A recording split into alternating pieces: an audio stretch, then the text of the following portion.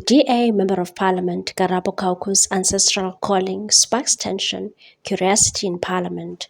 A quiet moment of spiritual connection during Democratic Alliance caucus meeting has turned into a matter of debate, reflection, and cultural confrontation within South Africa's official opposition party. The DA Member of Parliament Karabo Kauku is also a trained spiritual healer and prophetess allegedly faced what insiders have described as a quasi-disciplinary meeting after an ancestral calling prompted her to sit on the floor during a caucus gathering held on May 22.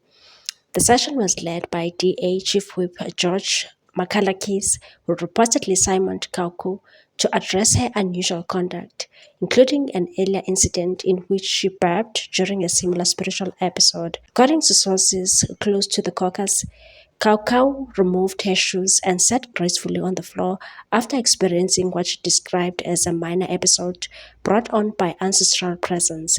One DA insider said Makalakis appeared visibly upset and warned Kau that work is not a crutch, comment many have interrupted as a dismissive of her spiritual practice, and further said she was essentially being disciplined. Makalakis was angry and didn't seem open to understanding her spiritual journey. He told her work was more important than her ancestors. Moreover, Makalakis has firmly denied these allegations, saying there was no reprimand and no internal controversy, and that Karabo is a highly appreciated and well-regarded member of the caucus. The meeting was meant to understand her spiritual journey and explore ways the party could support her. The DA is aware of her calling and has granted her time off for rituals when requested. While the DA leadership has publicly backed Kauku, whispers of discomfort continue to circulate within the caucus. Some members of parliament, speaking anonymously, admitted to being unsettled or simply confused by her visible expression of African spirituality. Another member said, "This is a multicultural party and we are not always going to understand one another's traditions.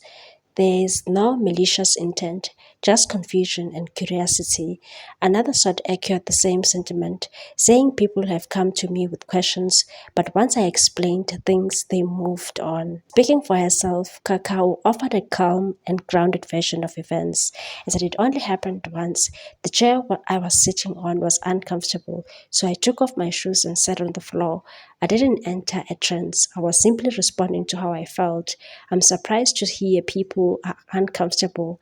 No one has come to me directly about it. The 27-year-old Member of Parliament from the Free State clarified that her spiritual journey, which began in 2023, is not a secret within the party. She completed her formal training as a healer in December 2024 after battling health issues that she believes were a result of suppressing her calling, and said, "When I'm home, I practice. My ancestors are very strict, but my spiritual gift has enhanced my work. It gives me wisdom beyond my years." Asked whether the DA should educate its members about African spirituality, Kakao was direct. "Why not go to Google? Education is a personal responsibility." Despite the murmurs of unease, Kakao remains unapologetic and assured in her identity, both as a politician and a healer. DA Federal Chairperson Helen Zille also weighed in, describing Kakao as chilled and unfazed by the caucus incident, and said, "I've gotten to know Karabo quite well, and she has shared parts of her journey with me. We operate under a framework of freedom, including freedom of religion. Karabo is respected and valued, and no one will treat her differently because of her beliefs." As South Africa's political landscape grows increasingly diverse, Kakao's story is a reminder that Parliament is not just a space of policy and debate, but also a place where identity, spirituality, and tradition collide. What's your take on this one, people? Thanks for watching. Please subscribe for more news.